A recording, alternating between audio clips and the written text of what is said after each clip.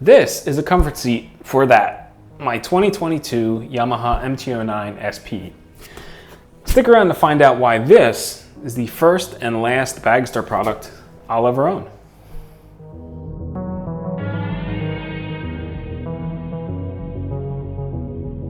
Hey there, Walt here from WaltInPA, and today we're going to talk about comfort seats, specifically the one that I purchased for my 2022 Yamaha MT09 SP.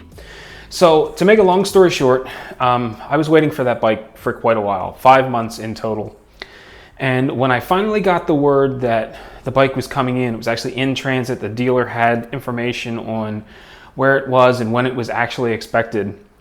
The first thing I started doing was looking at potential early upgrades, and the very first one that I wanted to do was upgrade the seat from the stock MT09 seat to a Yamaha comfort saddle. Now, I had seen a video by Blockhead where he installed the comfort saddle. He said that it made a very big difference over the stock seat and was more comfortable, allowed him to ride longer. There was a definite difference, and at a price point of about $230-ish, it seemed like a worthwhile upgrade. So I was actually going to order the seat before the bike came in. You know, once I knew that the bike was actually coming in, it wouldn't be canceled or delayed again. So I hopped over to the Yamaha store, the Yamaha online store, and I navigated my way over to the comfort saddle, selected the 2022 MT09, and lo and behold, it was back ordered.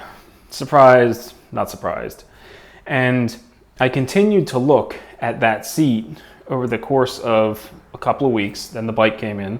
Then I continued to look at it over the course of a couple of months. So I received the bike. I took delivery of the bike in early March. It is now mid-July. From what I understand, that seat is still back ordered, and there almost is no end date in sight on when you'll be able to order one. And since I couldn't place an order with Yamaha and just have it be back ordered and they would ship it to me when it became available, I got caught up in this cycle of, you know, every couple of days, once, twice a week, I would log into the Yamaha store and see if that seat was available. And it was just this terrible manual process. So anyway, I had mentioned this to a friend of mine, Steve, Untamed Ride on YouTube. And he said, well, why don't you buy an aftermarket seat, you know, third-party seat? He said, I just ordered one for my Aprilia. And he sent me a link to Chromeburner, which had the Bagster Comfort Seat on it. Now, this was around the same time that the whole Bike Bandit news broke, where they were declaring bankruptcy, but they were still accepting people's money for orders, and then they kind of disappeared into the night, leaving like $300,000 unaccounted for or non-refunded. So I was super concerned about ordering from a website that I had never ordered from before, and that I didn't know about through the personal experiences of people that I've talked to.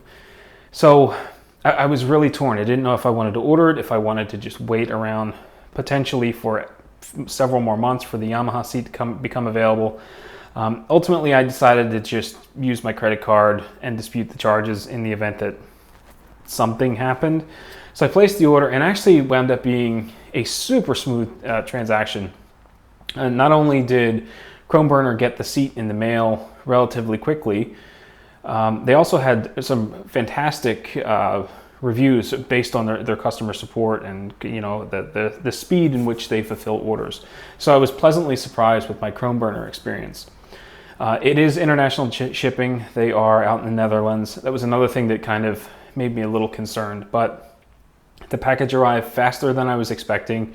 And to my amazement, when it arrived, the box didn't look like it had been bouncing around a cargo hold across the ocean. It was in amazing shape given how far that it had traveled.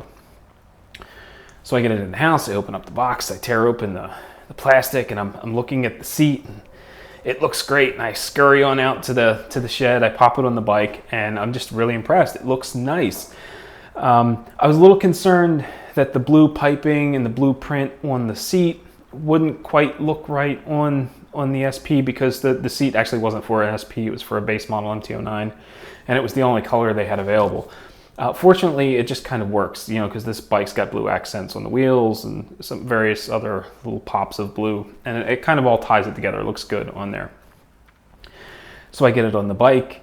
And unfortunately, my wife was working that day, and I was home with the kids, so I couldn't get out for a ride for another day or two.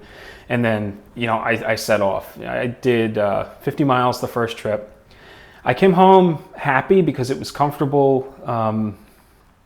I didn't feel the telltale pressure points of the stock seat. However, it was only 50 miles. It's not nearly long enough to get a real good impression of how comfortable a comfort seat is going to be. You need to put some more miles on it than that. So I rode the 50 miles. I was really happy with my initial impression.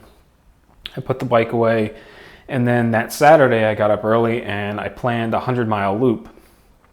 Now, I thought the 100 miles would be a better way to gauge just how comfortable the seat was going to be versus the stock seat. And I was really happy. Now, the stock seat is, let's go get the stock seat. So, Bagster seat, it's much thicker in various areas than the stock seat, which you can see is pretty thin. There's not much in the way of padding on the stock MT09 seat, so it becomes rather stiff, and the foam is much stiffer. The only real concern I had with this particular seat was this raise back here, because when I was riding with the stock seat, and I started developing those pressure points from sitting too long, I could always scooch back just a little bit, scooch back a little bit more, scooch back a little bit more, and kind of move the pressure point around so that I could continue riding. And I was afraid that the Bagster seat was going to kind of lock me in place and almost force me to get uncomfortable faster.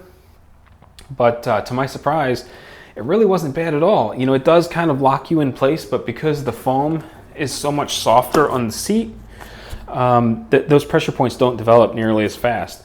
So I rode that 100-mile loop, and I did stop once. That 100-mile loop was on Pennsylvania back roads, so it probably took me a little over 3 hours to do that loop. And I needed to stop and take a break because my hips were getting stiff, and there's just nothing a comfort seat's going to do for that. You almost need like highway pegs or something where you can actually move your feet forward and backwards to just not develop stiffness in your hips. So the fact that I had some stiffness had nothing to do with the seat. It was just more of a byproduct of riding a standard for 3 hours without moving around too much. So, I take a break, I get off, I snap some photos, and I'm really happy with the seat. It looks good, it's comfortable, win-win. It seems to be worth the $340 or whatever it was I paid for it. So I rode home, I put the bike away, and then the following day I had plans to ride with Untamed Ride, Steve, again. And I get the bike out, I put it outside, I start it up to get it warm while I gear up. And I'm walking past and I notice this white spot on the seat. And I thought, well, that's kind of strange. Why is there a white spot on the seat? So I go in for a closer look and I notice that it's a split. The material had torn. Now, at this point, I'd ridden it twice for a grand total of 150 miles. And it developed a tear from normal wear, like normal use, nothing unusual happened. And it was kind of tucked up underneath. So I knew that there was no way I could have bumped it on anything because the other parts of the bike would have collided with whatever I bumped into long before the seat did. I thought, well, maybe there's a chance that while I was out riding, a rock got kicked up and hit it, or it was like something must have happened because nothing out of the ordinary happened on my end. So I'm wondering if it's a product defect.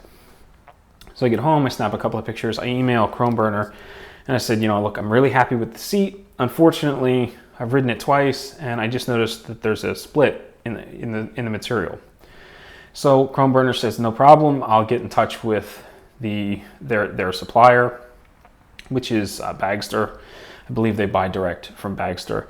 And a couple of days later, they get back to me and say, we're sorry, but Bagster feels as though it was accidental damage, and it's not going to be a warranty. He said, if you can send me some more pictures, I'll find out about having it repaired. So I thought, okay, well, this is a little unusual. It's not covered under warranty, but you're going to find out about having it repaired. Whatever. whatever works. So I took a bunch more pictures. I sent them over there. Chromeburner forwarded the pictures over to Bagster, and Bagster basically wrote an estimate saying that it would be roughly 65 euros to repair the seat and to let them know if I wanted to proceed. This kind of caught me off guard because, again, there was no malicious intent to damage the seat. There was no accidental damage that I'm aware of. I had a tear in my seat from riding the bike twice. So I responded back and said, I'm sorry, but I'm not willing to pay for repairing something that I feel was a product defect in the first place. So, thank you for your time. However, I'm going to source my own repair.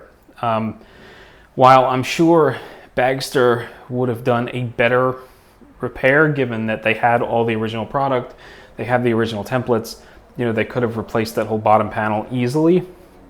I didn't want to pay international shipping 2 ways, and I didn't want, it's the principle of the matter. I don't want to pay them to fix a product that I feel they sent out defective. So I started looking into finding my own source of repair, my own upholstery shop.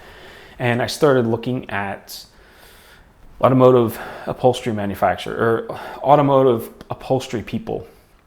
Unfortunately, I contacted about 8 of them. 3 of the 8 responded, and I wound up going with a local guy in Pottstown. His company is, FC Restorations. They do a lot of leather upholstery work in cars. They do vinyl repairs in cars. Most of what they do is automobiles, boat repairs. I think they even do some restoration work for like bars and restaurants, like bar seating and things like that. So I had scheduled something with them, and then I got an email back from Chromeburner saying that they are as disappointed in Bagster as I am, that they are not willing to stand behind the product. However, they are willing to stand behind it. They said, if you want to source your own repair, send us the bill and we'll reimburse you for it. So I thought that was like huge. One of the things about this whole thing was that Chromeburner, that they got me the product quickly. I don't feel like they overcharged me for it. They were very helpful customer service wise, and they were almost caught in the middle. You've got a supplier saying, oh no, that's not on us, and you've got me on the other end saying, hey look, I wrote it twice and it already busted. And again, they're caught in the middle to try to make something work. So I was really happy with their offer to pay to replace the seat, or pay to repair the seat. So anyway, I take the seat down to FC Upholstery or FC Restorations, and the guy is super nice. He's going over the seat with me. He says, you really have 2 options. I can do a patch and then dye it so that it blends in, or I can pull the cover off and replace the entire bottom panel. I would suggest just doing a patch because of the location, and it'll save you a ton of money. Now, even though Chromeburner offered to pay for the seat, I'm a small business owner, and I realize that the predicament that they're in. I can't imagine that the margins on these seats are super high and they're making a lot of money off them. So I thought if I went and had the whole bottom panel cut off and replaced, if it cost me $150 to $200, effectively Chromeburner is paying to sell me the seat. It's a total loss for them. I would imagine. I can't imagine the margins on these seats are that high where they're making that kind of profit. So I wound up going with the less expensive repair because of the location of the damage. Because it was kind of tucked up underneath, I really didn't think that a repair job was going to be all that noticeable. So I drop it off. He gives me a call 2 days later and says that it's ready to come pick up. I go in, $65 to repair the seat. That's fantastic. He hands me the seat. I'm looking at the repair. It looks good. And then it comes time to pay the man. We're standing in his shop. I need to fish some money out of my pocket, so I hand him the seat so I can get the money out of my pockets. He's kind of holding the seat for me, and I said, out of curiosity, what would it cost to have something like that wrapped in leather? He says, leather, it'll be, anywhere from like $600 to $800 to start, because, you know, you've got different colors going on, and you got the piping, and he's kind of moving the seat around, and he's telling me about this and that, and what would drive the price based on my selection. And, you know, he's talking to me, and then he suddenly stops. He says, "You've got another split right there." And I don't remember seeing that when I did the initial repair. He's pointing to some damage, like in here somewhere. There was a long split, probably 2 inches long. And I'm looking at it, he's looking at it. I said, "Well, that wasn't there when I dropped it off." I wasn't saying that to like accuse him of damaging the seat. It was almost like validation. Like, I know I didn't damage the seat the first time, and I'm sure you, as an upholstery guy that does this for a living, didn't damage the seat the second time. So, you know, he says, "All right, just leave the seat with me. I'll take care of the second split and get that fixed up for you." So he starts looking over the seat again, you know, just to make sure that everything is where it needs to be. And then he points to another spot. He's like, "You know, like right up here, you've got another one starting that's going to open up." He said, "That one looks like it was contacting the tank and kind of rubbed through." He said, "You know, it's really light now, but it's going to open up. So I'll fix that one as well." So he did. 2 days later, I got another phone call that the seat was ready to be picked up. I went down, I picked it up for a grand total of $85 to have all 3 splits taken care of. I'm pretty happy with it. They did nice work. You really can't see the repairs, and I'm just happy. Now again, all of the repairs were on the lower part of the seat or under the seat. So, you know, the first one was, you know, back in here somewhere. The second one was kind of in here somewhere, and the third one was here. All of these parts would have been, well, except for the original one. That one was visible while this was on the bike. The other 2 were not. There's nothing saying that they wouldn't have spread and become visible. That was my concern. I didn't want the damage to get worse and then have to deal with a big giant split across the face of the seat. So the repair was done. I sent the bill over to Chromeburner. Chromeburner paid the bill immediately. You know, again, I thanked them for all their help. I really appreciate it. And that's where we are right now. We've got a Bagster Comfort Seat for my Yamaha MT09 SP. Now, from a comfort standpoint, I am super happy with this seat. I thought I don't think it was overpriced. You know, this was considerably less than something like a Corbin seat, which I believe start in like $5.5 range, $550, $600 in that ballpark. I like the way it looks. I like that it says MT09 on it. It kind of makes it a little more specific to my bike rather than, you know, a custom seat I think it makes it a little more tailored to my bike than something like a Corbin that has a standardized design. And anyway, I'm really happy with the function of the seat. Tremendously dissatisfied with Bagster as a company standing behind their product. So as a result, it was the first and last Bagster product I'll ever own. And that's my story. Anyway, if you enjoyed this video, do me a favor and hit that subscribe button. Also, don't forget to like this video by hitting that thumbs up. It will help spread the word about my channel, and it also lets me know that I'm on the right track with content creation. So, as always, ride safe, and I will catch you in the next one. All right. I'm almost afraid to touch this thing. Like, seriously, it feels, I've had damage pop up so many times that I'm almost paranoid to touch it wrong because I may open up another split.